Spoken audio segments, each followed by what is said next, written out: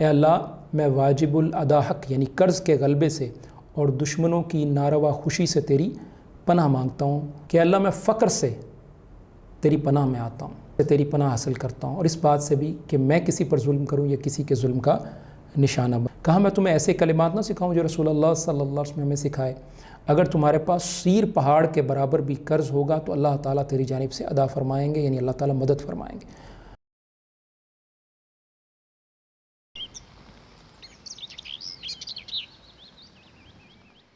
رزق کے لیے دعا۔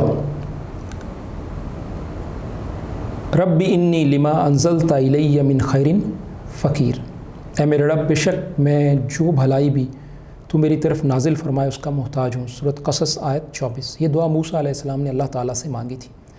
آپ علیہ السلام موسیٰ علیہ السلام مصر سے نکل کر مدین پہنچے اور بزرگ مدین یا معزز مدین کی 2 صاحبزادیوں کو پانی بھر کر گھر روانہ کرنے کے بعد آپ علیہ السلام درخت کے سائے میں آ گئے، اور پھر اللہ تعالیٰ سے یہ آپ نے اپنی ضرورت اللہ تعالیٰ کے سامنے پیش کی اور اللہ تعالیٰ سے دعا کی۔ اور کیفیت کیا تھی کہ آپ کو بھوک کی شدت تھی اور آپ اجنبی تھے، اپنے وطن سے دور تھے، کہیں کوئی واقفیت اور کوئی جاننے والا نہیں تھا، کوئی گھر یا ٹھکانہ نہیں تھا، دشمن کے تعاقب کا خوف تھا۔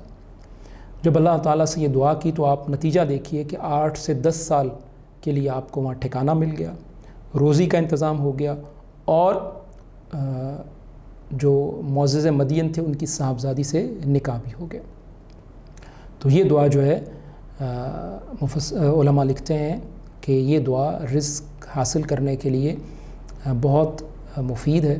رسول اللہ صلی اللہ علیہ وسلم سے ایک اور دعا بھی ثابت ہے، وہ ہم ذکر کرتے ہیں، فرمایا اللہم انی اعوذ بک من غلبۃ الدین وغلبۃ العدو وشماتۃ الاعداء، اے اللہ میں واجب الادا حق یعنی قرض کے غلبے سے اور دشمنوں کی ناروا خوشی سے تیری پناہ مانگتا ہوں۔ سنن النسائی 5477 اور محدث البانی نے اسے صحیح کہا ہے۔ تو قرض کا غلبہ یعنی اگر قرض کا غلبہ بندے پر نہ ہو اس کا مطلب ہے کہ اس کے مالی حالات اچھے ہیں۔ تو قرض سے بچنے کے لیے یہ دعا جو ہے اللہ کے رسول صلی اللہ علیہ وسلم بیان کی۔ اسی طرح اللہ کے رسول صلی اللہ علیہ وسلم کی ایک اور دعا ہے، آپ صلی اللہ علیہ وسلم فرمایا کرتے تھے کہ اللہم انی اعوذ بک من الفقر واعوذ بک من القلۃ والذلۃ واعوذ بک ان اظلم او اظلم، کہ اللہ میں فقر سے تیری پناہ میں آتا ہوں۔ تو گویا یعنی مال کی کمی سے اور رزق کی کمی سے ایسی فقیری جو انسان کو پریشانی مصیبت میں مبتلا کر دے اور انسان کے لیے تکلیف کا باعث ہو، تو میں فقر سے تیری پناہ میں آتا ہوں، اور قلت سے اور ذلت سے تیری پناہ حاصل کرتا ہوں، اور اس بات سے بھی کہ میں کسی پر ظلم کروں یا کسی کے ظلم کا نشانہ بنوں۔ سنن نسائی 5462 اور محدث البانی نے اسے صحیح کہا ہے۔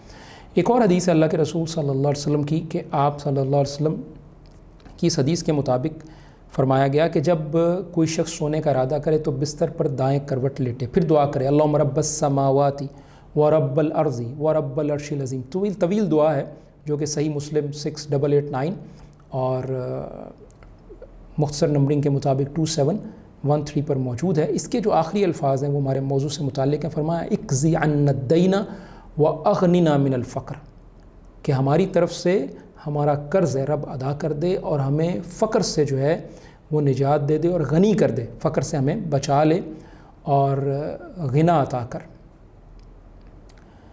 ایک اور دعا اللہ کے رسول صلی اللہ علیہ وسلم سے علی رضی اللہ عنہ روایت کرتے ہیں کہ ایک مکاتب غلام ان کے پاس آیا، یعنی جس نے مکاتبت کی ہوئی تھی، اپنے رقم ادا کر کے اپنے مالک سے جو آزادی حاصل کرنی تھی، تو کہنے لگا کہ میں اپنی رقم ادا نہیں کر پا رہا، میری کچھ مدد فرمائے۔ کہا میں تمہیں ایسے کلمات نہ سکھاؤں جو رسول اللہ صلی اللہ علیہ وسلم ہمیں سکھائے، اگر تمہارے پاس سیر پہاڑ کے برابر بھی قرض ہوگا تو اللہ تعالیٰ تیری جانب سے ادا فرمائیں گے، یعنی اللہ تعالیٰ مدد فرمائیں گے۔ اور تو فرمایا یہ کہو اللہم مکفینی بحلالک عن حرامک واغننی بفضلک من سواک، جامع ترمذی 3563، اور یہ حدیث حسن۔ اور آخری بات یہ کہ قرآن مجید کی یہ جو آیات ہیں سورۃ نوح میں آیت 10، 11 اور 12، فَقُلْتُ اسْتَغْفِرُوا رَبَّكُمْ إِنَّهُ كَانَ غَفَّارًا يُرْسِلِ السَّمَاءَ عَلَيْكُمْ مِدْرَارًا وَيُمْدِدْكُمْ بِأَمْوَالٍ وَبَنِينَ وَيَجْعَلْ لَكُمْ جَنَّاتٍ وَيَجْعَلْ لَكُمْ أَنْهَارًا۔ تو اس میں اللہ تعالیٰ نے ذکر کیا اور وہ مالوں اور بیٹوں کے ساتھ تمہاری مدد کرے گا اگر تم استغفار کرتے ہو۔ بہت سارے فوائد اس میں ذکر ہوئے ہیں، ان میں سے ایک فائدہ یہ ہے کہ اللہ تعالیٰ مال بھی عطا کرتے ہیں جب بندہ اللہ تعالیٰ سے معافی مانگتا ہے اور استغفار کرتا ہے۔ تو کلمات استغفار کیا ہونے چاہیے؟